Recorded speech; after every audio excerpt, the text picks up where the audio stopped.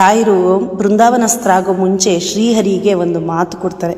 ಪರಮ ಪಾಪಿ ಕೂಡ ಮಂತ್ರಾಲಯಕ್ಕೆ ಬಂದರೆ ನನ್ನ ಕೈಯಲ್ಲಾಗಿದ್ದ ಅನುಗ್ರಹ ಮಾಡಿ ಅವನಿಗೆ ಒಳ್ಳೆ ದಾರಿ ತೋರಿಸ್ತೀನಿ ಅಂತ ಹೇಳಿ ಕಲಿಗಾಲದಲ್ಲಿ ನಮಗೆ ಸಿಕ್ಕಂಥದ್ದು ಕಾಮಧೇನು ಕಲ್ಪವೃಕ್ಷ. ನಮ್ಮ ಕೈಯಲ್ಲಿ ಆಗಲ್ಲ ಅಂತ ಕೂತ್ರೆ ಮನೆಯವರು ಕೂಡ ಕೈ ಚೆಲ್ತಾರೆ, ನಿಂದಿಷ್ಟೇ ಲೈಫ್ ಅಂತ. ಆದರೆ ನನ್ನ ಕೈಯಲ್ಲೂ ಆಗುತ್ತೆ ಅಂತೇಳಿ ಎದ್ದು ನಿಂತರೆ ಲೋಕನೇ ತಿರುಗಿ ನೋಡೋ ಥರ ಮಾಡ್ಬೋದು ನಮ್ಮ ಕಡೆಗೆ. ಅಲ್ಲೇ ಕ್ಲೀನ್ ಮಾಡಕ್ಕಾಯ್ತದ ನಾವು ಊಟ ಮಾಡೋದು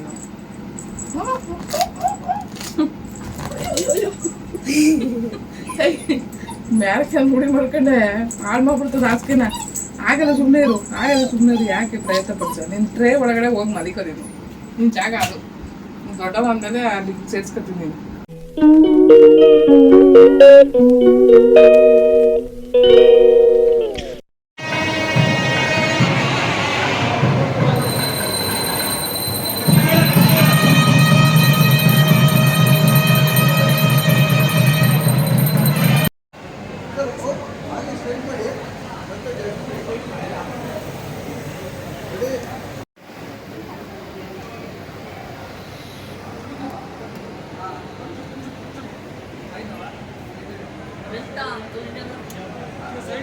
ಏಳು ಹೆಜ್ಜೆ ಅರ್ಥ ಗೊತ್ತಿರೋರು ಯಾರೂ ಸಂಸಾರದಲ್ಲಿ ಬಿಟ್ಟೋಗಲ್ಲ, ಬೇರೇನೂ ಆಗಲ್ಲ.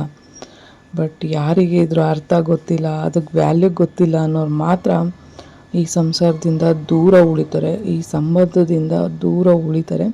ಕೆಲವೊಬ್ಬರು ಫ್ಯಾಷನ್ ಅಂದ್ಕೊಂಡು ಮದುವೆಗಳಲ್ಲಿ 7 ಹೆಜ್ಜೆನ ತುಳಿಸ್ಬೋದು. ಬಟ್ ಇದಕ್ಕೆ ನಿಜವಾದ ಅರ್ಥ ಗೊತ್ತಿರೋರು ಲೈಫ್ ಲಾಂಗ್ ಯಾವತ್ತೂ ಬಿಟ್ಟೋಗ್ದೇನೆ ಬದುಕ್ತಾರೆ. ನಾನು ಯಾಕೆ ಮದುವೆ ಬಗ್ಗೆ ಇಷ್ಟು ಡೀಪಾಗಿ ಮಾತಾಡ್ತಾ ಇದ್ದೀನಿ ಅಂತ ಹೇಳಿದರೆ, ನಮ್ಮ ಲೈಫ್ ಅಂತೂ ಈ ಥರ ಆಗಿದೆ. ಬಟ್ ಏನು ಮಾಡೋಕ್ಕಾಗಲ್ಲ. ಅದಕ್ಕೆ ವ್ಯಾಲ್ಯೂ ಗೊತ್ತಿಲ್ಲದೆ ಇರೋರಿಗೆ ಅದ್ರ ವ್ಯಾಲ್ಯೂ ತಿಳಿಸೋಕೆ ಹೋದ್ರೆ ಅರ್ಥ ಆಗಲ್ಲ. ನಮ್ಮ ಕೈಯಲ್ಲಿ ಆಗಲ್ಲ ಅಂತ ಕೂತ್ರೆ ಮನೆಯವರು ಕೂಡ ಕೈ ಚೆಲ್ತಾರೆ, ನಿಂದಿಷ್ಟೇ ಲೈಫ್ ಅಂತ. ಆದರೆ ನನ್ನ ಕೈಯಲ್ಲೂ ಆಗುತ್ತೆ ಅಂತೇಳಿ ಎದ್ದು ನಿಂತರೆ ಲೋಕನೇ ತಿರುಗಿ ನೋಡೋ ಥರ ಮಾಡ್ಬೋದು ನಮ್ಮ ಕಡೆಗೆ. ಸೊ ಈ ಉದಾಹರಣೆಗಳು ಯಾಕೆ ಹೇಳ್ತಾ ಇದ್ದೀನಿ ಅಂದರೆ ಎಲ್ರಿಗೂ ಅರ್ಥ ಆಗಿರುತ್ತೆ. ಸೊ ಏನು ಬೇಕಾದರೂ ಸಾಧಿಸೋ ಅಷ್ಟು ಕೆಪಾಸಿಟಿ ಎಲ್ರಿಗೂ ಇರುತ್ತಪ್ಪ. ಆದರೆ ಅದಕ್ಕೆ ಬೇಕಾಗಿರೋದು ಧೈರ್ಯ ಹೊಂದಿರಬೇಕು. ಮತ್ತು ನಮ್ಮ ಬ್ಯಾಕ್ ಸಪೋರ್ಟಲ್ಲಿ ಒಬ್ಬರು ನಿಂತಿರಬೇಕು. ಬಟ್ ಬ್ಯಾಕ್ ಸಪೋರ್ಟ್ ಇಲ್ಲ ಅಂದ್ರೂ ಮನಸ್ಸಲ್ಲಿ ನಮಗೆ ಧೈರ್ಯ ಇತ್ತು ಅಂದರೆ ನಾವೇನು ಬೇಕಾದ್ರೂ ಸಾಧನೆ ಮಾಡ್ಬೋದು. ಮನುಷ್ಯ ಏನೆಲ್ಲ ಕಂಡುಹಿಡ್ದಿಲ್ಲ ಅಲ್ವಾ. ಸೊ ಭೂಮಿ ಮೇಲೆ ಓಡಾಡೋ ಇದರಿಂದ ಹಿಡಿದು ಆಕಾಶದಲ್ಲಿ ಹಾರಾಡೋ ಏರೋಪ್ಲೇನ್ವರೆಗೂ ಮನುಷ್ಯ ಕಂಡುಹಿಡ್ದಿದ್ದಾನೆ. ಸೊ ಈ ಮನುಷ್ಯನಿಗೆ ಹೋಲಿಸ್ಕೊಂಡ್ರೆ ಏನು ಬೇಕಾದ್ರೂ ಸಾಧನೆ ಮಾಡೋಷ್ಟು ಕೆಪಾಸಿಟಿ ಇದೆ. ಜೈ ಶ್ರೀರಾಮ್, ಜೈ ಗುರುದೇವ. ಮಹಾಮಹಿಮರು ಗುರು ರಾಘವೇಂದ್ರ ಪ್ರಭುಗಳ ಬಗ್ಗೆ ಹೇಳೋಷ್ಟು ಯೋಗ್ಯತೆ ನಮಗಿಲ್ಲ. ಆದರೂ ನಮ್ಮ ಅರಿವಿಗೆ ಬರುವಂಥ ಗುರುಗಳ ಬಗ್ಗೆ ಕೇವಲ ನನ್ನ ಬದುಕಲ್ಲಿ ನಡೆದಂಥ ಘಟನೆಗಳನ್ನ ಮಾತ್ರ ನಾನು ಹೇಳ್ತೀನಿ, ಅಲ್ಲಿ ಇಲ್ಲಿ ಬರೆದು ಹಾಕೋತೀನಿ.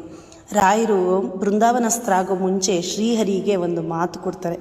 ಪರಮ ಪಾಪಿ ಕೂಡ ಮಂತ್ರಾಲಯಕ್ಕೆ ಬಂದರೆ ನನ್ನ ಕೈಯಲ್ಲಾಗಿದ್ದ ಅನುಗ್ರಹ ಮಾಡಿ ಅವನಿಗೆ ಒಳ್ಳೆ ದಾರಿ ತೋರಿಸ್ತೀನಿ ಅಂತ ಹೇಳಿ ಕಲಿಗಾಲದಲ್ಲಿ ನಮಗೆ ಸಿಕ್ಕಂಥದ್ದು ಕಾಮಧೇನು ಕಲ್ಪವೃಕ್ಷ. ಎಂಥ ಪರಮ ಪಾಪಿಗಳು, ಎಂಥ ಕಳ್ಳ ಸುಳ್ಳ ಮೋಸ್ಕಾರ ಎಂಥ ಪಾಪಿಗಳು ಕಾಲಿಕ್ಕಿದ್ರೂ ಅವ್ರಿಗೂ ಒಂದು ಬದುಕು ಕಟ್ಟಿಕೊಟ್ಟು ಅವರಿಗೂ ಒಂದು ಜೀವನ ಮಾಡೋ ಅವಕಾಶ ಮಾಡಿಕೊಟ್ಟು ಒಳ್ಳೆಯ ಸನ್ಮಾರ್ಗದಲ್ಲಿ ನಡೆಯೋಂಗೆ ಮಾಡಿಕೊಡೋದು ಗುರುರಾಯರದೇ. ಈಗ ಸೋಷಿಯಲ್ ಮೀಡ್ಯಾದಲ್ಲಿ ಒಂದು ಟ್ರೆಂಡು ಏನಂದರೆ, ನನ್ನ ಜೊತೆ ರಾಯರಿದ್ದಾರೆ ನಿಮ್ಮನ್ನೆಲ್ಲ ಹಾಳು ಮಾಡಿಬಿಡ್ತಾರೆ, ರಾಯರಿದ್ದಾರೆ ನಿಮ್ಮನ್ನೆಲ್ಲ ಸರ್ವನಾಶ ಮಾಡಿಬಿಡ್ತಾರೆ, ರಾಯರಿದ್ದಾರೆ ನೋಡ್ಕೋತಾರೆ. ಆದರೆ ರಾಯರ ದೃಷ್ಟಿ ಬಿದ್ದರೆ ಸಾಕು ಎಂಥ ಪರಮ ಪಾಪಿನೂ ಉದ್ಧಾರ ಆಗಿ ಹೋಗ್ತಾರಂತೆ. ಅಂಥದ್ರಲ್ಲಿ ರಾಯರನ್ನ ಬೇರೆಯವ್ರಿಗೆ ತೋರಿಸಿ ಎದುರಿಸೋಕ್ಕೆ ಮಾಡ್ತಿರಲ್ಲ, ದಯವಿಟ್ಟು ತೋರಿಸ್ಬಿಡಿ. ಅಂಥ ಪಾಪಿಗಳನ್ನ ರಾಯರ ದೃಷ್ಟಿಗೆ ತಗೊಂಡಾಗ ಹಾಕ್ಬಿಡಿ. ಅವರು ನಿಜವಾಗ್ಲೂ ಒಳ್ಳೆಯದಾಗಿ ಬದುಕ್ತಾರೆ. ಬೇರೆಯವ್ರಿಗೆ ಎದುರಿಸೋಕ್ಕೆ ರಾಯರನ್ನ ಬಳಸ್ಕೊತಾ ಇರೋ ಜನಕ್ಕೆ ಒಂದು ಮಾತು ಹೇಳ್ತೀನಿ. ನಿಮಗೆ ಅರಿವಿಗೆ ಬರೋದು ಗುರು ಅಂತಾರೆ. ನಿಮ್ಮ ಅರಿವಿಗೆ ಎಷ್ಟು ನಿಮ್ಗೆ ಗುರು ಸಿಕ್ಕಿದಾರೋ ಅಷ್ಟು ಮಾತ್ರ ನೀವು ಅಲ್ಪಜ್ಞಾನಿಗಳು ರಾಯರ ಬಗ್ಗೆ ತಿಳ್ಕೊಂಡು ಮಾತಾಡ್ತೀರ. ಗುರುಗಳು ಅಂದರೆ ಏನು ಅಂದರೆ, ಎಂಥ ಪಾಪಿಗೂ ಸಹ ಅನುಗ್ರಹ ಮಾಡೋ ಅಂಥವ್ರು ಇನ್ನು ಪಾಪ ಮಾಡಿದವ್ರನ್ನ ಬಿಟ್ಬಿಡ್ತಾರ, ಅವರಿಗೂ ಅನುಗ್ರಹ ಮಾಡ್ತಾರೆ. ನೀವು ಯಾಕೆ ನಿಮ್ಮ ಬೇಳೆ ಬೇಯಿಸ್ಕೊಳ್ಳೋಕ್ಕೆ ಭಗವಂತನ ತೋರಿಸ್ತೀನಿ, ರಾಯರಿಗೆ ತೋರಿಸ್ತೀನಿ, ಭಗವಂತನ ತೋರಿಸ್ತೀನಿ, ನಿಮ್ಮನ್ನು ರಾಯರಿಗೆ ತೋರಿಸ್ತೀನಿ, ನೀವು ಸರ್ವನಾಶ ಆಗೋಗ್ತಾರೆ. ಯಾರ ಮನೇನೂ ಹಾಳು ಮಾಡೋಕ್ಕೆ ರಾಯರನ್ನ ಉಪಯೋಗಿಸ್ಕೊಳ್ಳೋಕ್ಕಾಗಲ್ಲ, ಸಾಧ್ಯ ಇಲ್ಲ. ರಾಯರು ಪಾಪಿಗಳಿಗೂ ಸಹ ಅನುಗ್ರಹ ಮಾಡ್ತೀನಿ ಅಂತಲೇ ಕಲಿಯುಗದಲ್ಲಿ ಹೇಳಿರೋದು ಅಲ್ವಾ? ಹಂಗಿರುವಾಗ ನೀವ್ಯಾಕೆ ರಾಯರಿದ್ದಾರೆ ನಿಮ್ಮನ್ನು ಹಾಳು ಮಾಡ್ತಾರೆ, ರಾಯರಿದ್ದಾರೆ ನಿಮ್ಮನ್ನು ನೋಡ್ಕೋತಾರೆ ಅಂತ 108 ಸರಿ ಯಾರ ಮನೆಯಲ್ಲೇ ಆಗಲಿ ಯಾಕೆ ಹಾಳು ಮಾಡಬೇಕು? ಏನು ನಿರ್ಭಯತ್ವ ಹುಟ್ಟಿಸ್ಬೇಕು? ರಾಯರು ಅಂದರೆ ನೋಡಪ್ಪ, ರಾಯರಿದ್ದಾರೆ ನಂಬ್ಕೋ, ನಿನಗೆ ಅನ್ನ ಕೊಡ್ತಾರೆ, ನಿನ್ನ ಮನೆ ಕಾಪಾಡ್ತಾರೆ, ನಿನ್ಗೆ ಒಳ್ಳೆ ದಾರಿಗೆ ಕರ್ಕೊಂಡು ಹೋಗ್ತಾರೆ ಅಂತ ನಿರ್ಭಯವಾಗಿ ಹೇಳ್ಕೊಡ್ಬೇಕು. ಅದನ್ನ ಬಿಟ್ಟು ರಾಯರಿದ್ದಾರೆ ಇವ್ರ ಮನೆ ಹಾಳು ಮಾಡ್ತಾರೆ, ಅವ್ರ ಮನೇಲಿ ಏನೋ ಒಂದು ಕೆಟ್ಟದ್ದು ಇನ್ಸಿಡೆಂಟ್ ಆಗೋದ್ರೆ ನೋಡ್ದ ನಾನು ರಾಯರನ್ನ ಇಷ್ಟು ಚೆನ್ನಾಗಿ ಪೂಜೆ ಮಾಡ್ತಿದ್ದೆ ಅದಕ್ಕೆ ಅವ್ರ ಮನೆ ಹಾಳಾಗೋಯ್ತು. ಇದ ರಾಯರ ಭಕ್ತರಿಗೆ ಬರಬೇಕಾಗಿರೋದು. ರಾಯರ ಹೆಸರು ಹೇಳಿ ಏನು ಹೇಳಬೇಕು ಗೊತ್ತಾ? ನೋಡು, ನಿನ್ಗೆ ಯಾರು ಇಷ್ಟ ಇಲ್ವಾ, ಹೋಗು ಮಂತ್ರಾಲಯಕ್ಕೆ. ಎಷ್ಟೋ ಜನ ಸತ್ತೋಗ್ತಾ ಇರೋರಿಗೆ ನಾನು ಮಂತ್ರಾಲಯಕ್ಕೆ ಕಳಿಸಿದ್ದೀನಿ, ಹೋಗಿ ಅನುಗ್ರಹ ಮಾಡ್ತಾರೆ. ಖಂಡಿತ ರಾಯರ ಅನುಗ್ರಹ ಇವತ್ತು ಬಂದು ಬದುಕು ಕಟ್ಕೊಂಡು ಜೀವನ ಮಾಡ್ತಾ ಇದ್ದಾರೆ. ಅದನ್ನ ಬಿಟ್ಬಿಟ್ಟು ಒಬ್ಬರ ಮನೆ ಹಾಳು ಮಾಡೋಕ್ಕೆ, ಒಬ್ಬರ ಜೀವನ ಹಾಳು ಮಾಡೋಕ್ಕೆ ರಾಯರನ್ನ ತೋರಿಸಿ ಎದುರಿಸ್ತೀರಾ? ರಾಯರು ಯಾರಿಗೂ ಇವತ್ತು ಹೇಳ್ತೀನಿ ಕೇಳಿ, ಯಾರ ಶಾಪನೂ ತಟ್ಟಲ್ಲ, ಯಾರ ಕೋಪನೂ ತಟ್ಟಲ್ಲ. ನಾವೇನು ಜನ್ಮದಲ್ಲಿ ಕರ್ಮ ತಂದಿರ್ತೀವೋ ಅದನ್ನು ತೀರಿಸ್ಬಿಟ್ಟು ಹೋಗ್ಬೇಕು. ಅದರಲ್ಲಿ ಒಂದೊಂದು ಪಾತ್ರ ನೀವು ಬಂದು ಹೋಗಿರ್ತೀರ ಅಷ್ಟೇ. ಬಿಟ್ಟರೆ ಇನ್ನೊಬ್ಬರ ಮನೆ ಹಾಳಾಗಲಿ ಅಂತ ಭಗವಂತನಿಗೆ ತೋರಿಸೋದಾಗಲಿ ರಾಯರಿಗೆ ತೋರಿಸೋದಾಗಲಿ ಖಂಡಿತ ಅದು ಸಾಧ್ಯ ಇಲ್ಲ ಈ ಕಲಿಗಾಲದಲ್ಲಿ.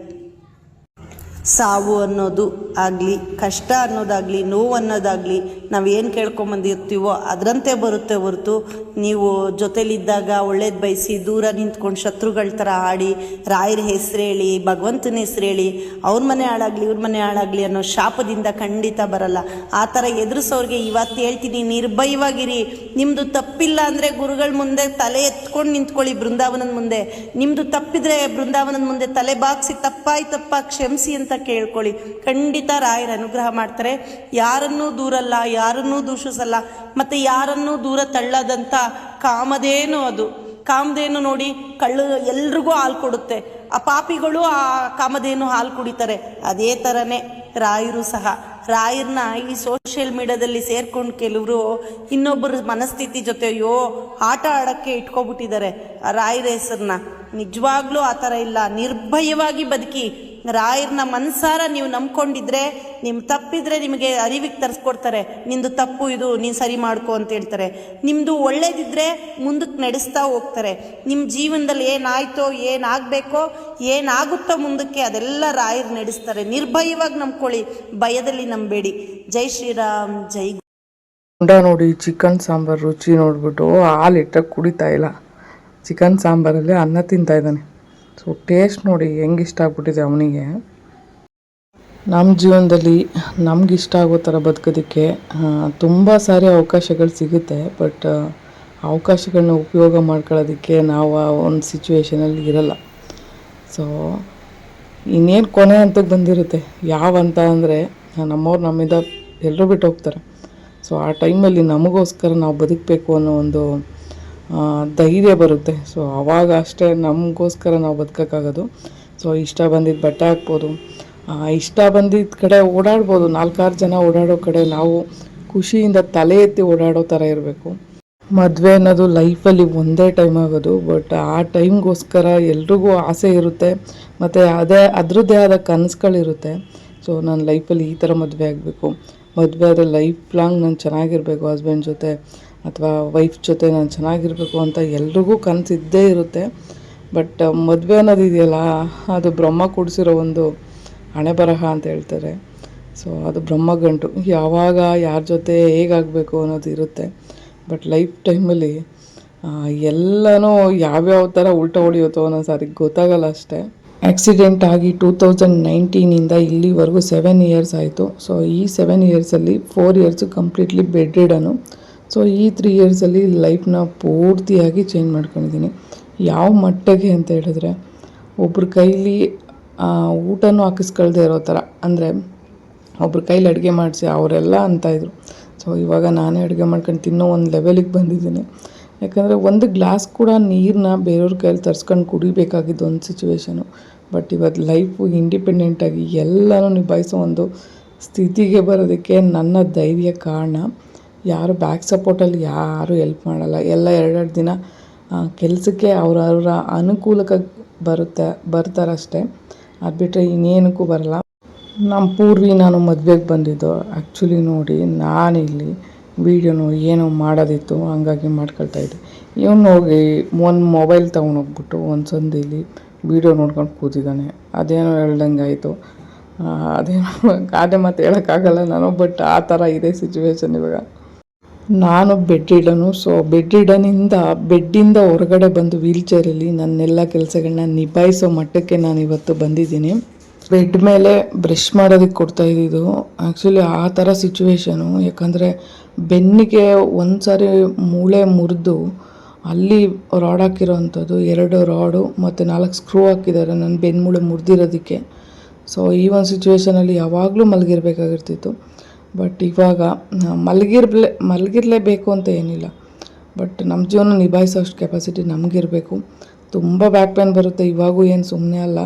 ಬಟ್ ಏನು ಗೊತ್ತಾ, ನನಗೆ ಯಾವಾಗಲೂ ಮುಖದ ಮೇಲೆ ಸ್ಮೈಲಿಂಗ್ ಫೇಸ್ ಇರುತ್ತೆ. ಯಾಕೆ ಅಂದರೆ ನಮ್ಮ ನೋವು ಮರೆಯಬೇಕು ಅಂದರೆ ನಾವು ಯಾವಾಗಲೂ ನಗ್ತಾ ಇರಬೇಕು.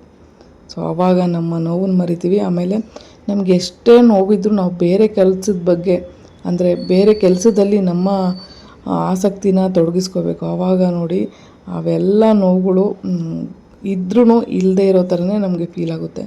ಸೊ ಇದು ನನ್ನ ಜೀವನದ ಒಂದು ಮುಚ್ಚಿಟ್ಟಿರೋ ಸತ್ಯ ಅಂತ ಹೇಳ್ಬೋದು. ಸೊ ಎಲ್ರಿಗೂ ಅರಿವಾಗಲಿ ಅಂದ್ಬಿಟ್ಟು ಈ ವಿಷಯನ ಹೇಳಿದ್ದು. ಸೊ ಯಾವಾಗಲೂ ನಿಮ್ಗೆ ಇಷ್ಟ ಇಲ್ದಿರೋ ಕೆಲಸನ ಮಾಡೋ ಬದಲು ನಿಮ್ಗೆ ಇಷ್ಟ ಆಗಿರೋ ಕೆಲಸನ ಖುಷಿಯಾಗಿ ಮಾಡಿ. ಆವಾಗ ನಿಮ್ಮ ಡಿಪ್ರೆಷನ್ ಲೆವೆಲು, ನಿಮ್ಮ ಪೇನು ಎಲ್ಲ ಕಮ್ಮಿ ಆಗಿಬಿಡುತ್ತೆ. ಆ್ಯಕ್ಚುಲಿ ನೀವು ಮಾಡೋ ಐಪ್ ಆಪ್ಷನು ನನಗೆ ತುಂಬ ಹೆಲ್ಪ್ ಆಗುತ್ತೆ ಆ ಪಾಯಿಂಟ್ಸ್ ಕೊಡೋದ್ರಿಂದ. ಸೊ ನಾನು ಇವಾಗ ಐಪು ಹೇಗೆ ಮಾಡ್ಬೋದು ಅಂತ ಹೇಳ್ಬಿಟ್ಟು ನಾನು ತೋರಿಸ್ತಾ ಇದ್ದೀನಿ. ನೀವು ವೀಡಿಯೋಗೆ ಲೈಕ್ ಮಾಡ್ಕೊಳ್ಳಿ. ಲೈಕ್ ಮಾಡಿದ ತಕ್ಷಣವೇ ಇದು ನೋಡಿ ಸ್ಕ್ರಾಲ್ ಆಗಿಬಿಟ್ಟು ಐಪ್ ದಿಸ್ ವೀಡಿಯೋ ಅಂತ ಬರುತ್ತೆ. ಐಪ್ ಅಂತ ಕೊಟ್ಕೊಳ್ಳಿ. ಸೊ ಇಲ್ಲಿ ಪಾಯಿಂಟ್ಸ್ಗಳನ್ನ ಕೊಡೋದಕ್ಕೆ ನಮ್ಗೆ ಆಪ್ಷನ್ ತೋರಿಸುತ್ತೆ. ಐಪ್ ದಿಸ್ ಪಾಯಿಂಟ್ಸ್ ಅಂತ ಬಂದಿದೆ. ಸೊ ಇದು ಮಾಡೋದ್ರಿಂದ ಯಾವುದೇ ದುಡ್ಡಂತೂ ಕಟ್ಟಾಗಲ್ಲ. ಸೊ ಐಪ್ ದಿಸ್ ಪಾಯಿಂಟ್ಸ್ ಅಂತ ಇದೆಯಲ್ಲ, ಇಲ್ಲಿಗೆ ಒತ್ತಿ. ಈ ವಿಡಿಯೋ ಇಷ್ಟ ಆಗಿದೆ ಒಂದು ಲೈಕ್ ಕೊಡಿ. ನನ್ನ ಚಾನಲ್ಗೆ ಸಬ್ಸ್ಕ್ರೈಬ್ ಮಾಡಿ. ತುಂಬ ಜನ ಸಬ್ಸ್ಕ್ರೈಬ್ ಮಾಡದೆ ವೀಡಿಯೋಸ್ ನೋಡ್ತಾ ಇದ್ದೀರಾ. ಸೊ ಒಂದು ಫ್ರೀಯಾಗಿ ಸಬ್ಸ್ಕ್ರೈಬ್ ಮಾಡ್ಬೋದು. Thank you so much video ನೋಡಿದ್ದಕ್ಕಾಗಿ.